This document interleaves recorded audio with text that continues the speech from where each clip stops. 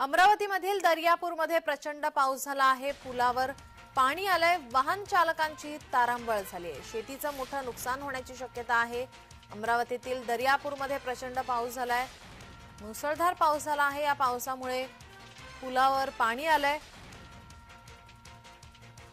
शेतीचं मोठं नुकसान होण्याची शक्यता आहे। शेतकऱ्यांवर दुबार पेरणीचं संकट येण्याची शक्यता आहे। आपले प्रतिनिधी सुरेंद्र आकोडे आपल्या सोबत जोडलेले आहेत। सुरेंद्र, काय अधिकची माहिती?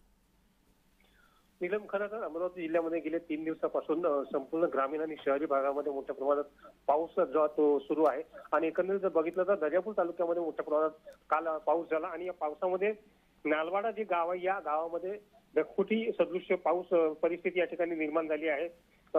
गावकऱ्यांना मोठ्या प्रमाणात रस्ता ओलांडताना समस्येचा सामना करावा लागत आहे। पुलावरून पाणी वाहत आहे आणि या गावातून दुसऱ्या गावामध्ये कसं जायचं अशी एक समस्या त्याच्यासमोर निर्माण झाली। मुख्यतः जर बघितलं तर अनेक शेती जी आहेत या पाण्यामुळे रखडलेली आहे। त्यांचे बियाणं जे आहे ते वाहून गेलं आहे, त्यामुळे शेतकऱ्यांचं मोठ्या प्रमाणात नुकसान झालं आहे। त्यांना फटका बसत आहे की कुठेतरी त्यांच्यावर दुबार पेरणीचं संकट येण्याची परिस्थिती या ठिकाणी दिसते। नीलम, धन्यवाद सुरेंद्र, आपण दिलेल्या माहितीसाठी।